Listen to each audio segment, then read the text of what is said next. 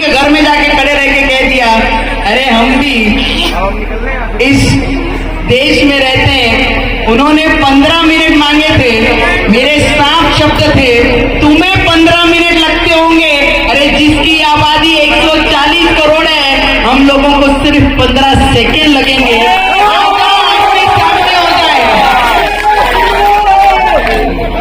अरे अच्छा, योगेंद्र जी का नंबर बताइए, बटन नंबर क्रमांक क्या है? 2 नंबर। क्रमांक क्या है? कितना है? क्रमांक नंबर 2 है, पर आदमी 1 नंबर है। मेहनती और अपने असूलों पे और भारतीय जनता पार्टी के कार्यकर्ता पिछले 30 वर्षों से, सरकार थी नहीं थी उसका कोई संबंध नहीं है, पर निष्ठा और अपनी विचारधारा नहीं छोड़ी किसी और पक्ष के लिए। ऐसे आज के उम्मीदवार ये क्षेत्र से आने वाले समय में एमपी बनेंगे ना? बनेंगे कि नहीं? अरे हिंदुस्तान का खून है, जागना तो पड़ेगा ना, कि नहीं? कितना क्रमांक है? हमारे देश के मोदी जी हमेशा इस देश के इंफ्रास्ट्रक्चर के बारे में बात करते हैं, देश को आगे बढ़ाने के बारे में बात करते हैं, 10वें स्तर से 5वें स्तर पे लाने की बात करते हैं, और 5वें स्तर से 3रे क्रमांक पर लाने के लिए हमारे देश के प्रधानमंत्री आज ये लड़ाई लड़ रहे हैं। कई झुंड तैयार हुए हैं मोदी जी के सामने। अभी झुंड किसकी होती है? झुंड किसकी होती है? झुंड किसकी तैयार होती है? और शेर तो अकेले ही निकलता है। और जितनी झुंड आज हमारे मोदी जी के सामने मोदी जी का विरोध करने के लिए खड़ी है ना, उनको मेरा एक प्रश्न जरूर रहेगा। जो इस राज्य के मुख्यमंत्री हैं अरविंद केजरीवाल जी, जो अभी घोटाले में बाहर आए हैं, बेल पे जिनकी रिहाई हुई है, ऐसे केजरीवाल जी को मेरा सवाल है, आप दारू की बात करते हैं, हमारे मोदी जी राम मंदिर की बात करते हैं। आप दारू बेचने के लिए एक बोतल पे 1 बोतल फ्री की बात करते हैं, हमारे मोदी जी बेरोजगार बच्चों के भविष्य के बारे में बात करते हैं कि उन बेरोजगार बच्चों के हाथ में रोजगार किस तरीके से दिया जाए। इस देश में हमारे मोदी जी बात करते हैं कि इस देश को पूरे विश्व में एक सम्मान से देखा जाए, उसके बारे में हमारे मोदी जी बात करते हैं। हमारे मोदी जी हर महिला को जिसके सर पे छत नहीं, ऐसी महिलाओं को उनके सर पे छत मिले, वो घरों की बात करते हैं हमारे मोदी जी। और यहाँ पर जो राज्य के सीएम है, मुख्यमंत्री हैं केजरीवाल जी, कहते हैं, हमारे एमपी साहब से मैं बोलना चाहूंगी, एक इंटरव्यू देख रही थी मैं, और एक इंटरव्यू में लंबी लंबी सी बातें हाँक रहे थे। वो बहुत बड़ी बड़ी सी लंबी बातें हाँक रहे थे कि कांग्रेस भ्रष्टाचारी है, शरद पवार भ्रष्टाचारी है, लालू प्रसाद यादव भ्रष्टाचारी है, ए राजा भ्रष्टाचारी है। आज जितनी महाआघाड़ी में इंडी गठबंधन में जो बैठे हैं, ये सब भ्रष्टाचारी कहते थे। इनके एक इंटरव्यू में मैंने साफ कहा, तो इंटरव्यू लेने वाले ने कहा ये तो लिस्ट आपकी तरफ से जारी थी कि ये सब भ्रष्टाचारी है, और आज यही भ्रष्टाचारी आपके साथ हाथ मिलाकर खड़े कहते हैं भ्रष्टाचारियों के साथ हाथ मिलाना या मजबूरी है, पर मोदी जी को गिराना ये जरूरी है। अरे जिसने 370 हटाया वो मोदी जी ने काम किया, जिसने इस देश को राम मंदिर दिया वो मोदी जी ने काम किया, 75 वर्षों में 70 विमान एयरपोर्ट बनाए, वो आने वाले समय में, और अब एक 150 एयरपोर्ट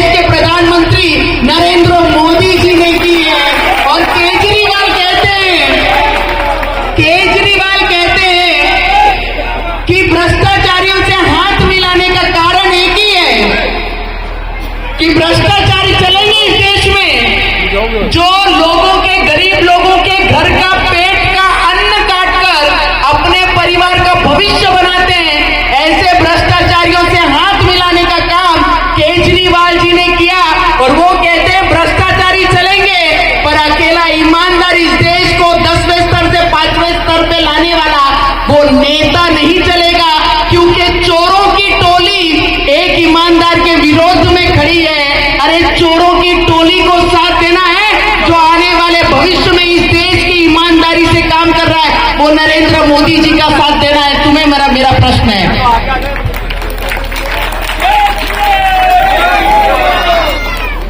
जो राम को लाए हैं,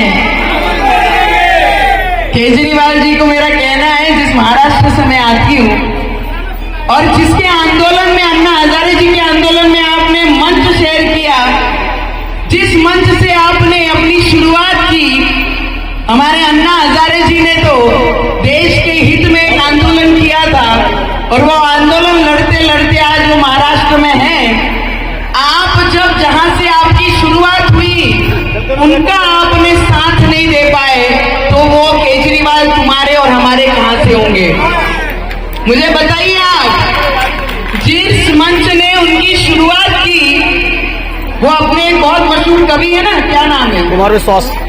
कुमार विश्वास जी, कुमार विश्वास जी, उनका नाम में ही विश्वास है कि वो जो विश्वासघात करता है केजरीवाल, उसका साथ कुमार विश्वास नहीं दे सकता था, इसलिए कुमार विश्वास जी ने उनका साथ छोड़ा और आज देश के हित में वो अपनी बात रखते हैं। मुझे इतना जरूर पता है कि इस देश में रहने वाला जो हिंदुस्तान की माटी में रहता है, हिंदुस्तान की मट्टी जो अपने सर पे लगाकर बाहर निकलता है, जिसे लगता है पाकिस्तान हम पे नजर नहीं रखना चाहिए, जिसे लगता है आने वाले समय में पाकिस्तान ने जिस तरीके से कश्मीर हटाया था और जिसको अपने देश से प्यार होगा, वो जरूर मोदी जी के उम्मीदवार को जाकर मतदान करेगा। मैं इतना ही आपसे अपेक्षित हूं कि योगेंद्र जी ने जिस तरीके से पिछले 30 वर्षों में भारतीय जनता पार्टी के एक सामान्य कार्यकर्ता से लेकर यहां तक का प्रवास किया है, तो मैं आपसे जरूर विनती करूंगी कि ये भारतीय जनता पार्टी ऐसी है। कांग्रेस के राहुल बाबू को सुन लीजिए एक बार भाषण देते हुए, यहां से आलू डालोगे तो यहां से सोना निकलेगा। कहां से? मशीन में यहां से आलू डालोगे तो यहां से सोना निकलेगा। जिनके पक्ष के खुद के नेता कहते हैं कि हमारा राहुल बाबू अभी समझदार हो गया है। क्या हो गया है? मैं नहीं बोल रही हूं, मैं नहीं कहती हूं, ये उनके ही पक्ष के कुछ नेता कहते हैं कि हमारा राहुल बाबू अभी समझदार हो गया है। अरे ऐसे नेता पे आप क्या विश्वास करोगे, जिस नेता की 52 वर्ष में जिसको समझदारी आने लगती है, वो देश के सपने देखना तो खुले आंखों से छोड़ देना चाहिए। मैं इस क्षेत्र में दिल्ली के बहुत सारे लोगों से अभी जानकारी लेते लेते यहां तक आई हूं। एक मोहल्ला क्लिनिक खुला था बहुत, जिसकी चर्चा पूरे देश भर में हुई थी, जिलाध्यक्ष साहब, जिसकी चर्चा पूरे देश भर हुई थी कि मोहल्ला क्लिनिक बहुत हुआ है। किसी ने जाकर गूगल में उसका सर्च करना चाहिए कि मोहल्ला क्लिनिक में एक रुपए जो उस मोहल्ला क्लिनिक में लगे थे, वो आम व्यक्ति, गरीब व्यक्ति जो दिल्ली में रहता है, उसकी खून पसीने की कमाई और मोहल्ला क्लिनिक में लगी थी। जिसके पीछे भ्रष्टाचार सबसे ज्यादा करने वाला वो कोई व्यक्ति होगा, तो ये राज्य का मुख्यमंत्री केजरीवाल ने सबसे बड़ा घोटाला करा। कहां पर है मोहल्ला क्लिनिक? चालू है कि नहीं चालू है? बंद है, बंद है, सारे बंद है। कहां पर है? मोहल्ला क्लिनिकों में तो गाय भैंसे बैठी है। क्या बैठ रही है? डॉक्टर कहां है वहां पर? मैं आप लोगों से इतना विनती जरूर करने आऊंगी, हमारे मोदी जी जिस तरीके से इस देश के हित में काम कर रहे हैं, 24 घंटा ईमानदारी से काम करने वाला इस देश को अगर कोई नेता मिला होगा, कोई प्रधानमंत्री मिला होगा, जो रॉबर्ट जैसा किसी के रिमोट पे नाचने वाला नहीं, अपने हाथ से रिमोट लेकर पूरे विश्व को भारत के इशारों पे नचाने वाला ताकत अगर कोई रखता है, तो हमारे देश के प्रधानमंत्री नरेंद्र मोदी जी रखते हैं। अरे हमें तो गर्व है, हमें गर्व है उस प्रधानमंत्री पर जिन्होंने 11 बजे अपनी माताश्री का अंतिम संस्कार किया और 12 बजे आकर देश के कर्तव्यों को पूर्ण करने का काम ये देश के प्रधानमंत्री ने किया। अरे ऐसे केजरीवाल को और ऐसे कांग्रेसियों को क्या पता लगेगा कि देश के प्रति 24 घंटा ईमानदारी से काम करना किसे कहते हैं। इन्होंने जिंदगी भर राजपाट संभाली है, इन्होंने जिंदगी भर सिर्फ राजनीति की है। घर आज अगर सही मामले में अगर देखते हैं तो मंच पर और मैदान में और मिट्टी में उतरकर काम करने वाला कोई खरा नेता, ईमानदार नेता होगा तो देश का प्रधानमंत्री नरेंद्र मोदी जी होगा, इसके सिवाय कोई नहीं। देश का प्रधानमंत्री माथे पे तिलक लगाने वाला होना चाहिए, ना कि माथे से तिलक हटाने वाला होना चाहिए। वो देश का प्रधानमंत्री इस देश को इस बार तीसरी बार फिर एक बार इस देश का प्रधानमंत्री नरेंद्र मोदी जी ही बनना चाहिए। अरे क्या बोलते हैं पूरे जितने झुंड में खड़े हैं ना, इनको मेरा प्रश्न रहेगा कि झुंड में हमला करना बंद कीजिए। अगर तुम्हारे में हिम्मत है ना, अकेले हमारे मोदी जी के सामने आकर देखिए, इसमें कितना दम है पता लग जाएगा। अरे अगर चाय वाला ईमानदारी से प्रधानमंत्री बन सकता है तो यही आप लोगों ने सबने समझना चाहिए कि इस देश में आज भी ईमानदारी आम लोगों में उतनी ही कूट कूट के भरी है जो हमारे देश के प्रधानमंत्री काम कर रहे हैं। आज योगेंद्र जी का काम, सभी कहते हैं कि अब की बार 400 पार तो नहीं होगा। मैं कहती हूँ नंबर काउंट करने के लिए हमने ऑपोजिशन को बिना पगार के रखा हुआ है कि तुम हमारी सिर्फ काउंटिंग करने के लिए बैठना, कितनी हमारी सीटें आएंगी और कितनी नहीं आएंगे। पर यह पक्का है कि देश के प्रधानमंत्री मोदी जी ही बनेंगे, इसमें कोई डाउट नहीं है। आज केजरीवाल जितनी माताएं यहाँ पे खड़ी है ना, कुछ वहां पर खड़ी होकर मेरा भाषण सुन रही है। केजरीवाल की सरकार पंजाब में है, मैं पंजाब से हूँ, मैं महाराष्ट्र की बहू हूँ, पंजाब की बेटी हूँ। मैं आप लोगों से बात कहूंगी कि जितनी पंजाब में युवकों का भविष्य खराब करने का काम केजरीवाल सरकार ने किया है, किसी और ने नहीं किया। दारू अंतिम लेवल तक बढ़ाई हुई केजरीवाल ने है। वहां पर जो लिमिट नहीं है उससे लिमिट से ज्यादा नशों का बाजार, ये अगर कहीं पूरे विश्व में देश में चल रहा है तो वो पंजाब में चल रहा है। और पंजाब में केजरीवाल की सरकार है, इतना जरूर याद रखना, जो एक बॉटल पे एक फ्री देने का काम करता है वो आने वाले, ये कोई विधानसभा का इलेक्शन नहीं है, ये कोई पार्षद का इलेक्शन नहीं है, ये कोई छोटे इलेक्शन नहीं है, ये देश के हित में काम करने वाले लोगों के हित का इलेक्शन है। और उसके लिए हम सभी को मतदान करना चाहिए। मैं आप लोगों से सिर्फ विनती करने आई हूं, जो व्यक्ति 24 घंटे, तुम और हम अपने माता पिता को 24 घंटे दे नहीं सकते, पर इस देश का प्रधानमंत्री ने अपना एक एक खून इस देश के लिए 2400 घंटे देने की तैयारी उन्होंने पिछले 10 वर्षों से की है।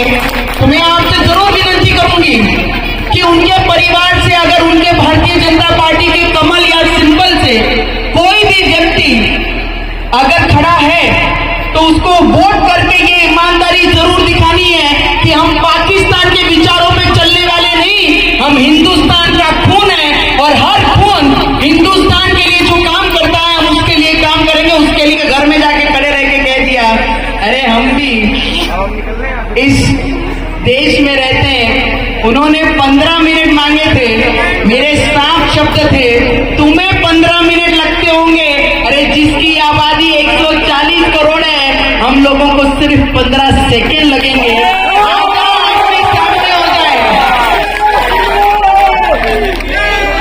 और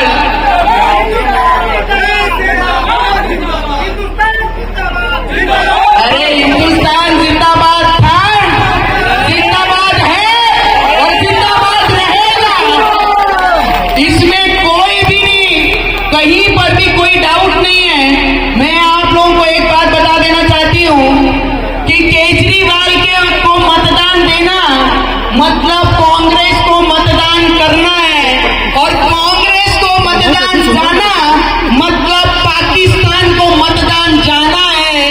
ये चीज हर भारतीय ने अपने दिमाग में रखनी चाहिए कि मिट्टी ज्यादा प्यारी है कि दी हुई भीख ज्यादा प्यारी है। इस चीज पे हम लोगों ने सबने काम करना चाहिए। और मैं आप सबसे विनती करूंगी, हमारे योगेंद्र जी जो भारतीय जनता पार्टी के पिछले 30 वर्ष से कार्यकर्ता रहकर इस क्षेत्र में काम किया है, उनको आप सभी का प्रेम और आशीर्वाद मिलेगा।